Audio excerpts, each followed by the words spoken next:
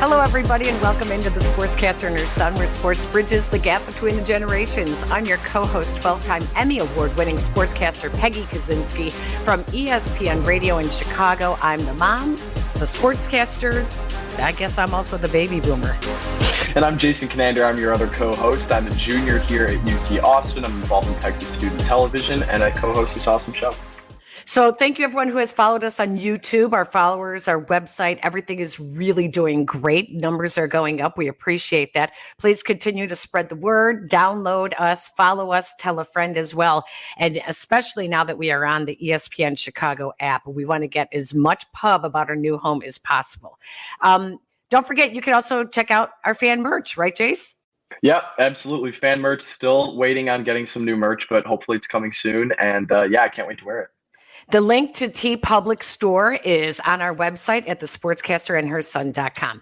Okay, in this episode, listen, it's not a great time in Chicago right now with the White Sox ending their season on a sour note. The Cubs actually looked a little bit, hopeful at the end of the season. The Bears, it's going to be a very long season. So we are going to take a turn and just have some really fun with this episode.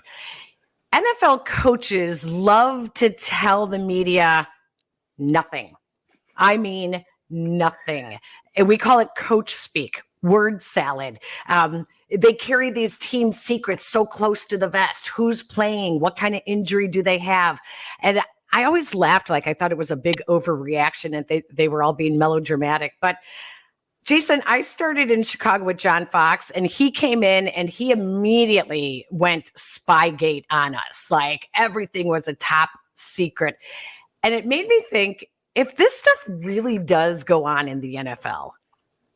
Yeah. Well, first of all, it absolutely does go on in the NFL. And I think that one of the beauties of sports, one of the things that has interested me the most in sports is how teams, coaches, everybody, the players, how they look to gain a competitive edge. And that's really what I'm the most looking forward to about this episode is the NFL is the biggest league in America and also has the most of the, not necessarily cheating, but scandals involving trying to gain a competitive edge. You look at Deflategate, you look at Spygate, both involving the Patriots, but recent examples in the NFL. So it's always interested me a lot. And I think it's something that doesn't get talked about enough because it's something that every team in every pro sport absolutely does.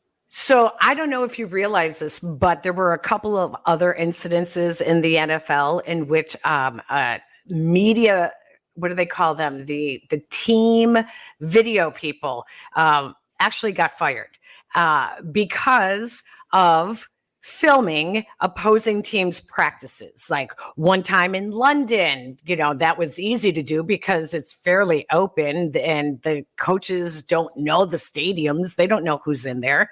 Another time, I can't remember where it was from, but ironically, Jason, one of them I want to say was with the Denver Broncos. Ironically, both guys used to work for the Patriots. I'm not saying, I'm just saying. Yeah, and I think another thing that's really interesting is like the Patriots are the most recurring example in the NFL, but if you go across the scope and you go to baseball, some of the most successful teams of the past decade in baseball have also been the teams that were caught up in the cheating scandals. You look at the Houston Astros, the only team other than the Boston Red Sox that has actually been caught. New York Yankees also got accused of using Apple Watches. So it really is all across sports. And that was one of the most compelling storylines when the whole Astros thing was at the forefront of the news was everyone kind of knew that teams were doing their own things against the rules to gain a competitive edge. But the Astros were really just the first one to get caught and maybe the first one to use it to win a World Series. We don't know. But that's really the most interesting thing about this is in a world where everybody thinks that they know everything that goes on behind the scenes, this is something where truly we don't know anything about. So I remember one time when I was covering a Chicago Bears game on the road, and I can't remember what stadium I was in, but after the game, we would go find some empty suites to record our audio tracks for television because we needed a quiet place. We couldn't do it in the press box. And this one time I walked into an empty suite, and it turned out it was the coach's box. And they left playbook, and they left everything in there. And wow. I took it and started looking at it and thought, I can't read this thing. Like, what am I going to do with it? And I left it there. But what I found interesting was that they left all their notes, they left everything. And I bet that happens more than we realize because the coaches are in such a hurry and they're frustrated. They either win or they lose, end of the game, last minute, and they jump out of the box as fast as they can to get into the elevator and to get down to the locker rooms. So it makes me wonder, oh, here's another story I have for you. I once knew a garbage man who worked in a suburb of Chicago and routinely collected garbage for the late Michael McCaskey. Michael McCaskey, this was right after firing Mike Ditka. And Michael McCaskey was in charge of the team. He was the president of the team at the time. And this garbage man found all the old Ditka playbooks and everything in the garbage right after they fired Mike Ditka.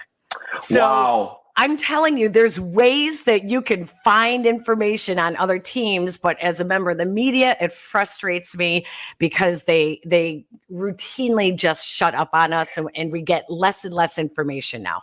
And this is a really interesting topic for me because somebody who's studying journalism right now, we're taught about the ethics and how you have to be ethical as a journalist, and trying to gain that inside edge on other teams is one thing if you're in the league and if you're trying to win a game on Sunday. But yeah, it cuts both ways as a member of the media. You're always trying to get that extra piece of information that nobody else has. And like you said, you snuck it, you found yourself in the coach's box and they left all those notes. One thing that I think of is 2 weeks ago when the Buffalo Bills lost to Miami and Ken Dorsey, their offensive coordinator, just lost his mind in the press box and threw all his notes. I wonder what ended up with those notes. Like, I wonder where those went. Exactly. So it's funny to think about. This is what I'm thinking, Jason. It's Halloween. What better time than to have a little thriller of an episode this time of year, right? So I was thinking we should call in someone who knows a little bit about espionage on the sidelines in the NFL, author Kevin Bryant. I'm excited. This is going to be a fun one. Let's bring in our guest, Kevin Bryant, author of Spies on the Sidelines. Kevin, thank you for joining us. I want to give people a little bit of background about you. You are an Army veteran, over 20 years of experience gathering information for the Department of Defense, 13 years as a special agent conducting national security investigations, and you also instructed federal agents in training. Any of those federal agents become NFL coaches? Not to my knowledge. So you have a book and it's called Spies on the Sidelines. I love this so much. As I just got done telling Jason, in my 25 years of covering football, I've had a couple of instances. One time I went into a late at night after a game, we were doing our audio recordings and I had to find a quiet place, and I went in, the stadium was pretty empty, and I went into a booth and it turned out to be one of the coaches' booths, and they left all their paperwork, their playbook, they left everything there. And there was a side of me that so badly wanted to take it and take pictures and do a story on it. And I should have, I think, but then the Catholic part of me said, no, don't do it. Leave it there. I left it there. And then more recently, John Fox, when he coached the Chicago Bears, was notorious. He was so afraid of espionage.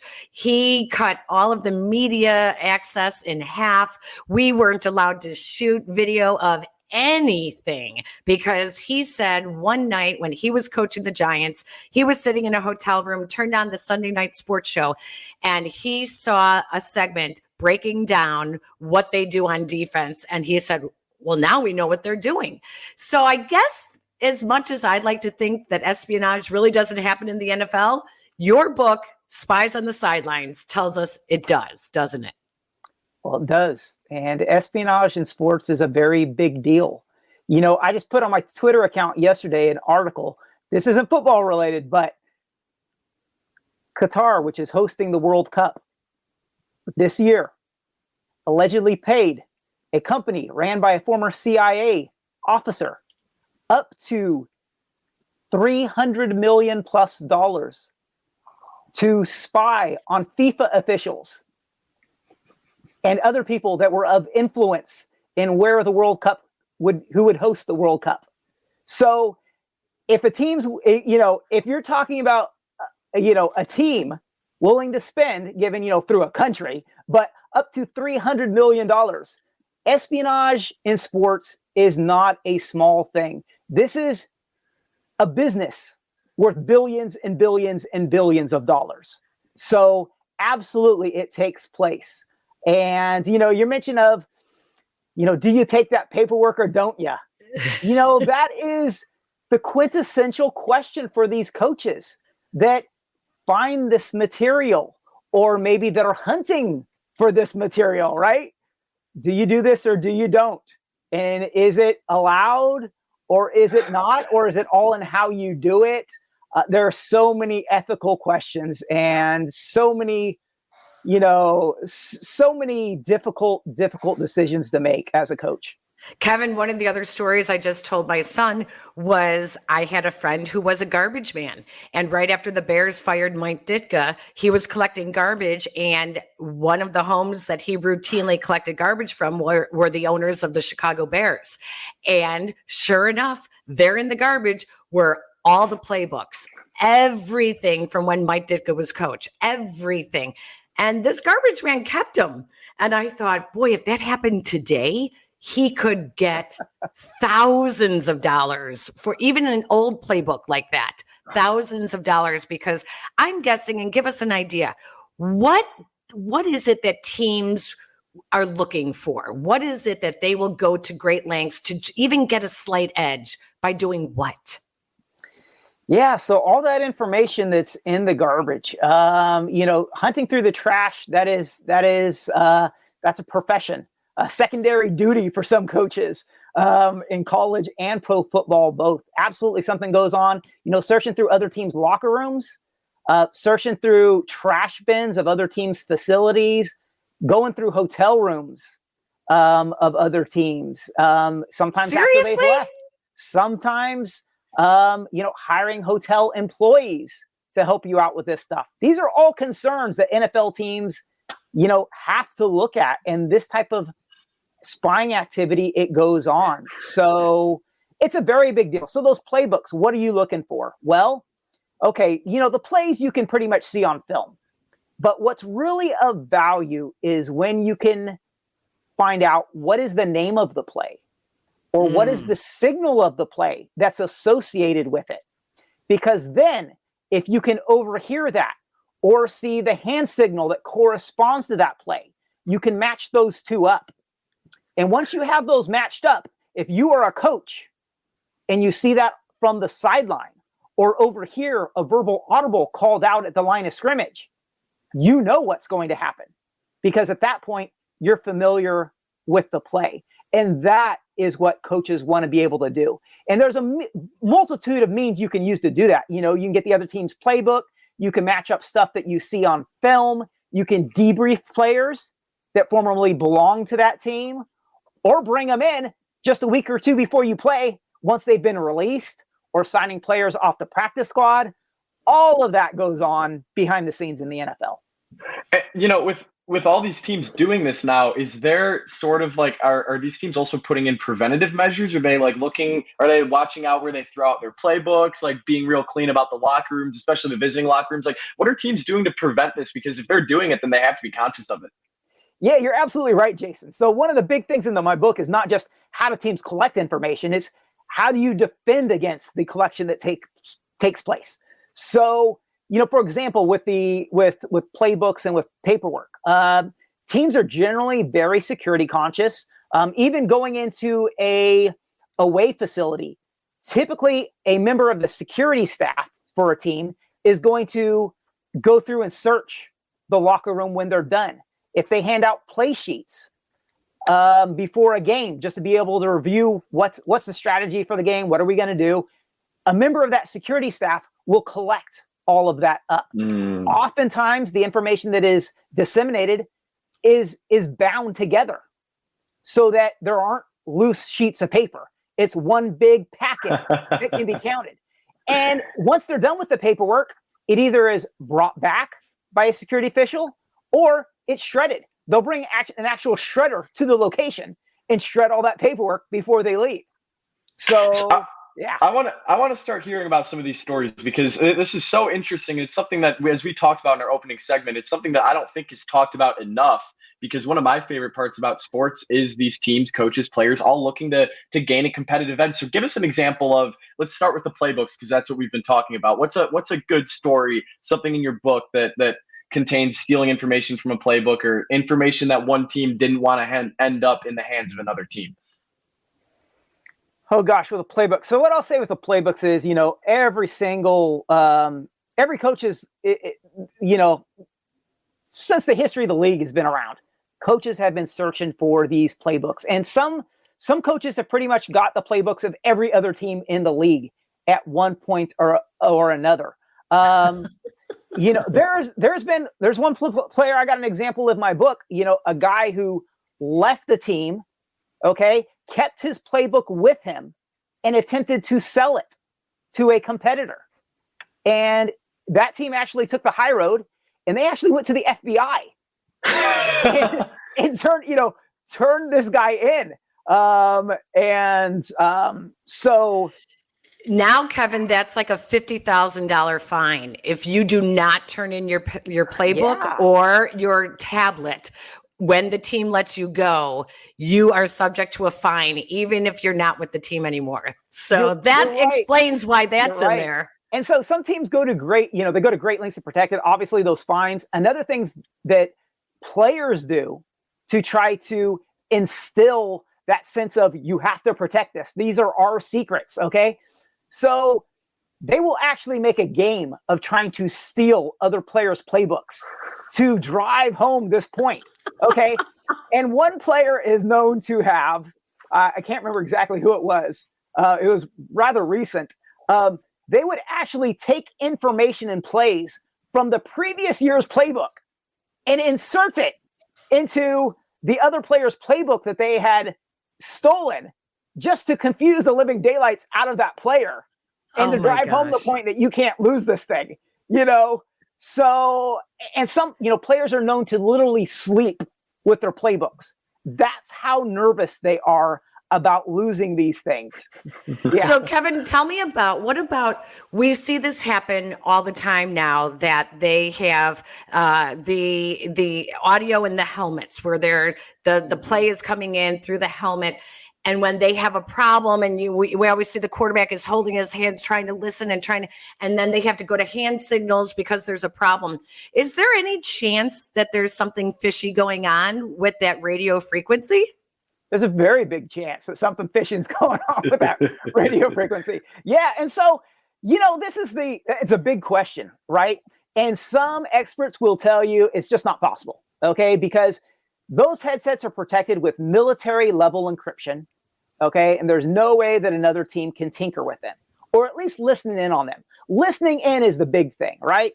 Can you block the signal? Blocking it is easier. Okay. Actually, decrypting the signal to be able to listen in is a whole nother story.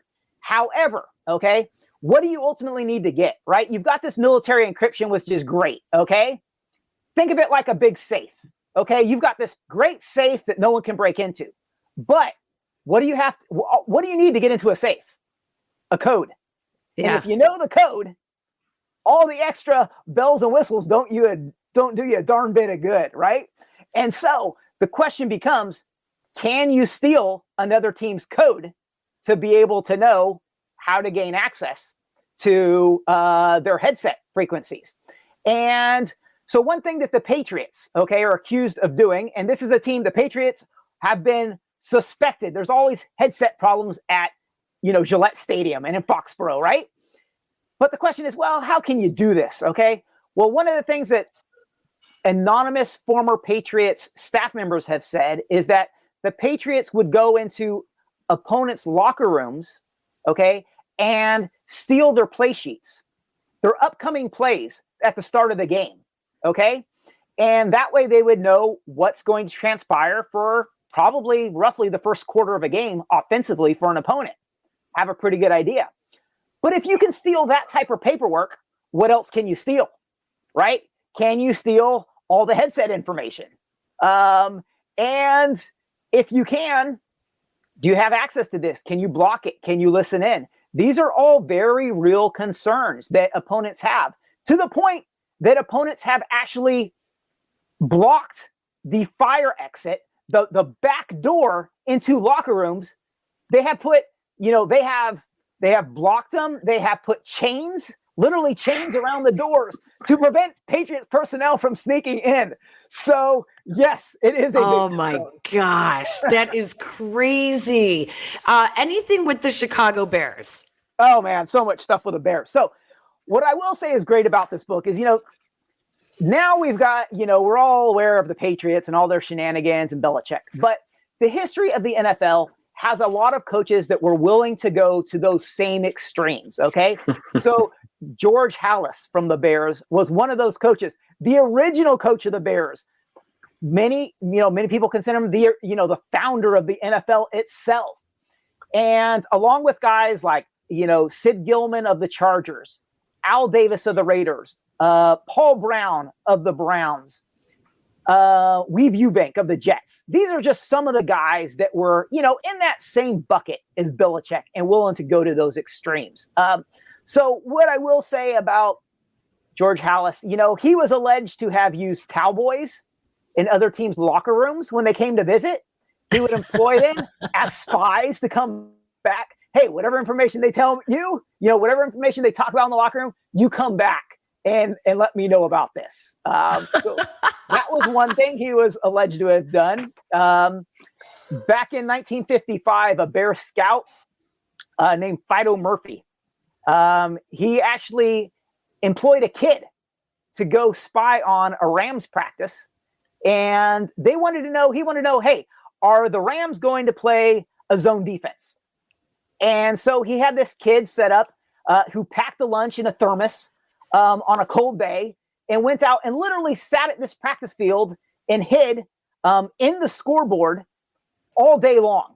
And the practice didn't take place in the afternoon. He was there for like 8 hours just hiding because he wasn't sure when the practice was going to start. And, the scout let this kid know, hey, here's what you need to be able to look for to know if the team is playing zone. And the kid came back and said, yeah, they're playing zone. And so the Bears were prepared for it. The scout told the offensive coordinator what was going on and what they were going to do. And the Bears were prepared for it. And as a result, they destroyed the Rams because they knew exactly what they were going to look for. And, these are just some of the, everyday type of shenanigans that are, that have taken place in the NFL. I gotta say though, Jason, what it makes me think of when we were at Bears training camp practice, and all these teams now restrict you from shooting any video during practice. You can only shoot during their stretching. Yeah. But now everybody in the stands, everybody has a camera. So I was asking some of the reporters, I said, how is it that we can't shoot it, but everybody else here can shoot it? And how do they know who all these people are? Right? Yeah. Couldn't that be an advanced scout, or the new term is director of research with the teams? I mean, Yes. These guys could easily be going to practices during training camp. You're correct. And so, Peggy, those restrictions that were placed on the media, that started way a long time ago. Okay. Because what Paul Brown, the original coach of the Cleveland Browns, was found out to be doing was having members of his coaching staff dress up and pretend to be media members and sending them to opponents' practices. And when opponents found out about this, they said, okay, no more out-of-town media allowed at our practices. And then it's kind of rolled and snowballed from there. But, as recently as just a couple weeks ago, the Miami Dolphins, who had to move their practice before a game versus the Bengals, had to move their practice to the University of Cincinnati. And guess what happened? Well, some random person, probably a University of Cincinnati student, started filming the practice and put out video clips of this on Twitter. And the Dolphins requested of the website that posted it, which was Bengals Friendly, to take it down. And they said, no, we're not taking it down. This gives our Bengals team an advantage. So wow. it's still a very big concern today. Yeah. Yeah, so we talked about Patriots, George Halas, Paul Brown. I mean, these are some of the most successful coaches in the history of the league. Do you think that there's a correlation between winning and the coaches and the teams that are doing this like little extra bit to get a competitive edge? That's a great question, Jason. And yes, I do. Absolutely. These are not just coaches that are winning the occasional championship. George Halas, Sid Gilman. That guy owned the AFC and the AFL for a while. Al Davis, Raiders owned the 70s, along with the Steelers. Pretty much you can split. Every other year, one of those teams was winning it. Bill Belichick today. These guys they're not just winning championships, they're building dynasties. And it takes, to build a dynasty, it takes something above and beyond what everybody else is doing. And spying is a part of that. And spying at a level beyond where most coaches are willing to go is a very big deal. So for example, Al Davis, George Halas have both been suspected of using listening devices in opponents' locker rooms to be able to listen in on those conversations, which is, of course, a felony, but it goes to show how far coaches just might be willing to go. So as the world gets more technologically advanced, are we seeing these techniques and these methods? How are we seeing these methods evolve? Because even though, like, I take a good example, like the Houston Astros in Major League Baseball, they got caught for the sign stealing, but sign stealing across baseball ain't going to stop. So how do you see these things evolve as the league continues to evolve? Yeah, I'll give you a great example. So I was talking to a drone or an unmanned aerial vehicle expert about the subject of potentially, could teams use a drone to spy on opponents? And his answer was absolutely 100%. And I would be shocked if it hasn't already happened, because it would be so simple to do. If you just, basically he's saying a kid who's in middle school already knows, there are kids that already know how to basically set up a relay system that if a team even tried to track down where this drone was coming from, that it would go to a secondary location that wouldn't even be where the operator was using it from.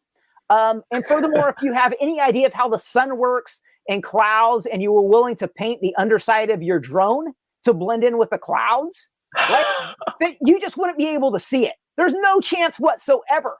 And furthermore, you could park it to be able to save your battery life and record a practice as it's going on.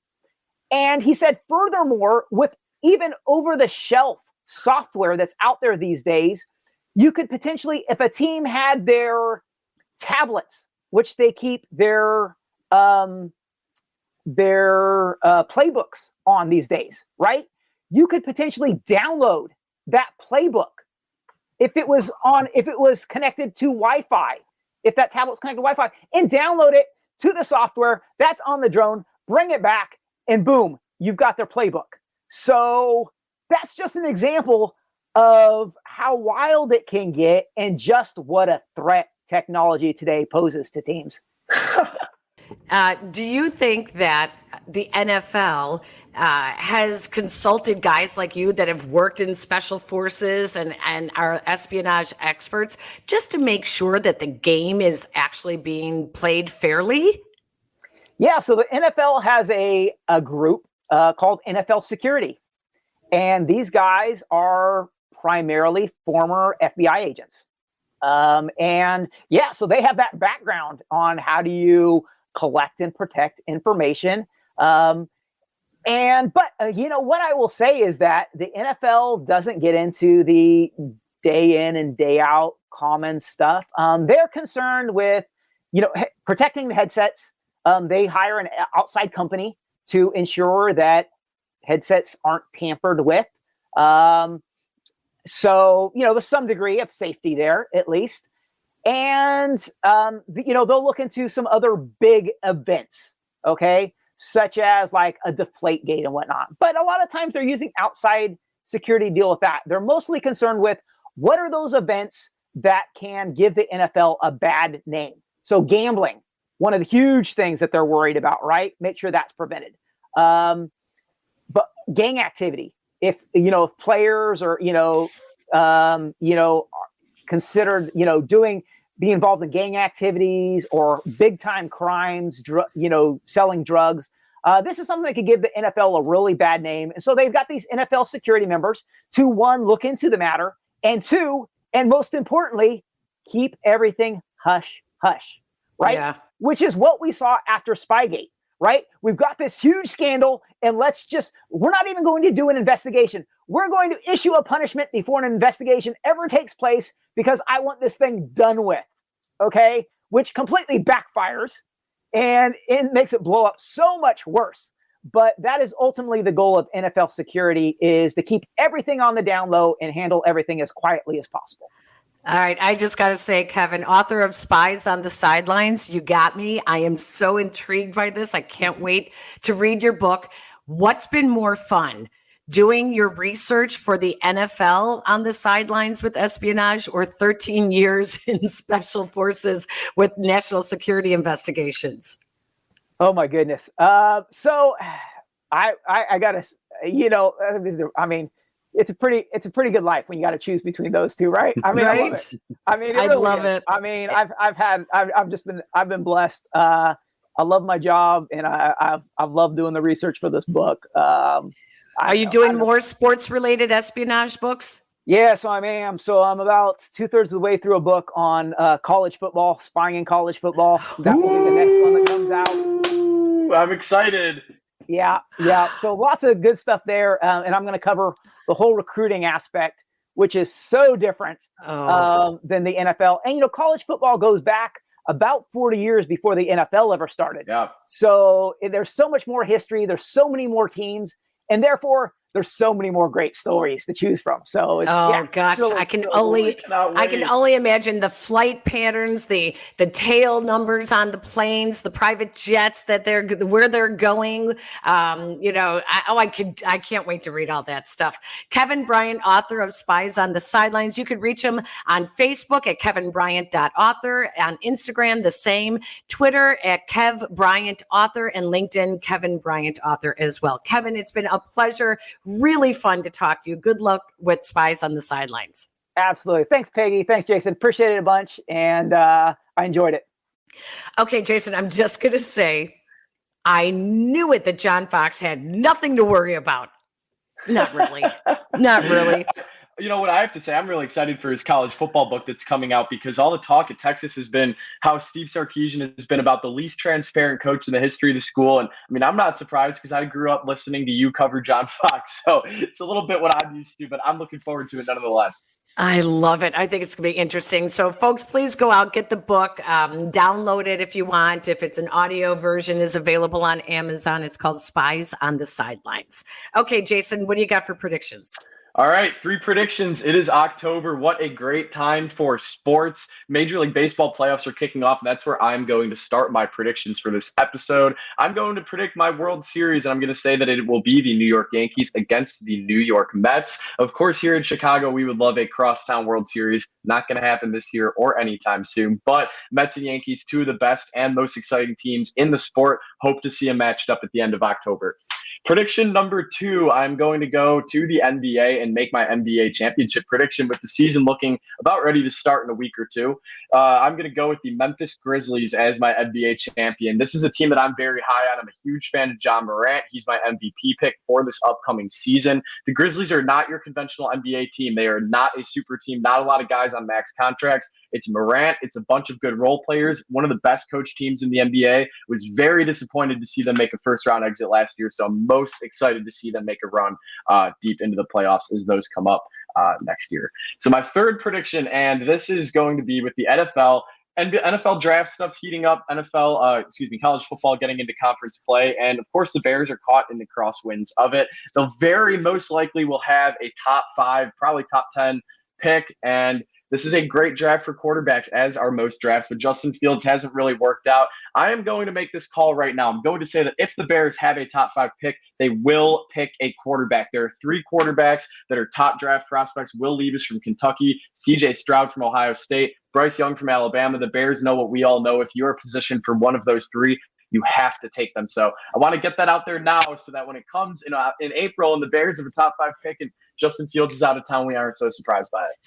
Oh, Jason, I have to totally agree with you on that. I think they're going to do the same thing. Okay, here's my final thoughts, and I'm going to make them quick. You never know who's staying in the hotel room next to you when an NFL team is on the road, right? Be careful of your phone if you hear the tap, tap, tap while you're talking on the phone to an NFL player. May want to check and make sure you empty the garbage, Tom Brady, after you take the plays off of your wristbands at an away game and drop them in the wastebasket. Just a few thoughts on how NFL espionage happens on the sidelines. I love it.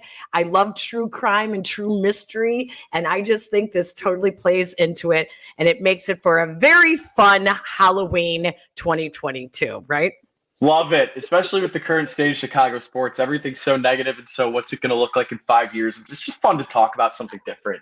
I know. Hey, our thanks to Jake Cantu, who always gets us up and running on the ESPN Chicago app. Don't forget that you can follow our guest, Kevin Bryant, on Facebook and Instagram, Kevin Bryant. That's BRYANT.author. He's also on Twitter at Kev Bryant Author and at LinkedIn as well, Kevin Bryant Author. Check out his book, Spies on the Sidelines. And thank you guys all for checking us out on YouTube, on our audio on ESPN Chicago app, checking out the merchandise on our TeePublic store, and of course our website, thesportscastersundersun.com. And Jason, sportscastersundersun.com, and our Twitter. I didn't forget. TSAHS Pod.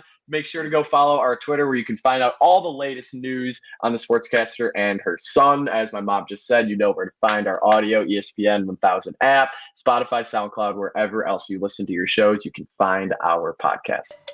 That's it for this episode. Thank you, everyone, for joining us. Please download, follow, and tell your friends. And follow, like, subscribe, retweet, anything positive you can do. It helps us. I love to see it. It brings a smile to my face. So, and just keep an eye over your shoulder. You never know who's listening to your conversations. Stop. Have a great one, everyone. We'll talk to you next time. So long.